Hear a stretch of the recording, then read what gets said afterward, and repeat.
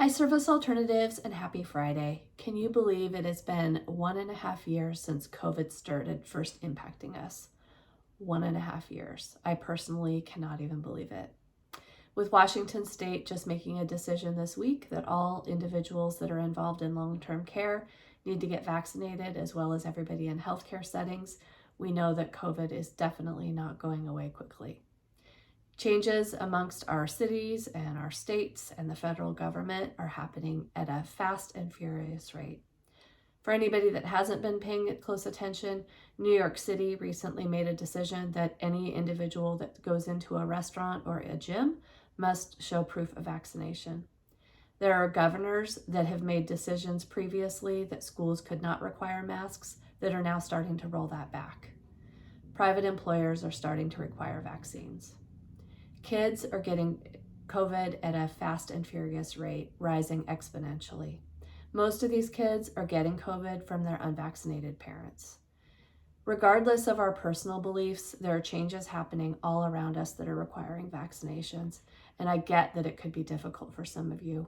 For some of you, this news brings welcome relief. For others of you, you might feel that your personal beliefs are being violated and that you're required to get a vaccine. I just encourage each of us to pay attention while we're here doing our work at SA, to stay focused on our mission, to stay focused on the clients that require us to have our full attention paid upon them, and to pay such careful attention to each other. Everybody has done such an amazing job at Service Alternatives at maintaining focus on our vision throughout COVID, and I ask that we continue to do that.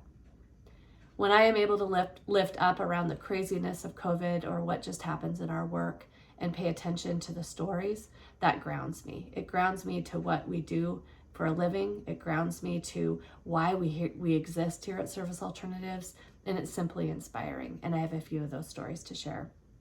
First of all, our Ferndale program has been focused on getting kids out and about, as they have been able to do, of course, with all the safety precautions in place. But it's good to be getting out and about. And one thing they've been paying attention to is, rather than just going to drive-thrus or going to parks, which is also fun, they've been paying attention to getting kids involved in daily activities, in supporting kids to build their independent living skills. And one of the favorite activities is going shopping. Grocery stores are a big hit, and there's a picture, for those of you looking at the email version of this message, of a child that's going shopping and pushing the cart. There's a young man that we transitioned from a North Carolina very structured group home to a therapeutic foster home on the east side of the mountains. When he first came to the program, he was really resistant to the idea of going to school, would only go to online school. When he first came, that wasn't an option. That was back in March of 2020, but it was very fortunate that things shifted and he was able to move to remote learning, as that's what the school district did. He has done exceptionally well. He participated in the football team at Richland High School. He had a girlfriend.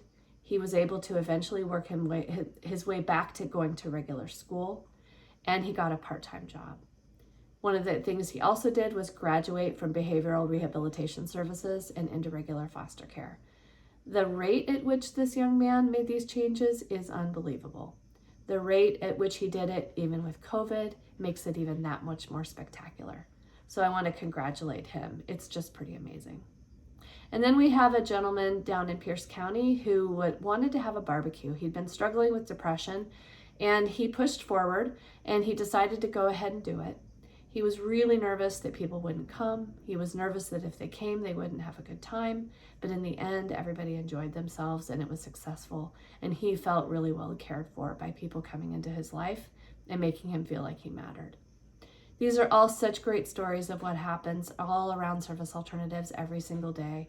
They're such grounding stories that remind me on every single day, even through the very hard things, such as what's happening right now with the required vaccinations, of what we're here for. Everything that each of you does in your role matters so much, and I want to thank you for staying focused on our mission. The last thing I want to comment on is COVID exhaustion is real. Pretty much everybody I talk to, personally and professionally, is struggling in some way. If you tucked away those resiliency tools thinking you didn't need them anymore, I encourage you to pull them back out. Whether it's taking a walk, whether it's practicing mindfulness, going paddleboarding, doing art, playing video games, whatever it might be, I encourage you to pay attention. If you need more support, know that the EAP is available to you. If you're on our insurance plan, also know that mental health services are available to you. This is just a tough time. We're a year and a half in. The COVID rates are continuing to rise. We're at as high a level as we were back in February as a country. We're much higher than we were a year ago at this point in time. Many of the many of the positive cases are hitting kids. And I just encourage all of us to just continue to stay strong and be kind to one another. None of us have ever been through any of this, and everybody's just doing their best to get through. But kindness simply makes the world go around a little bit better. Bye-bye, SA.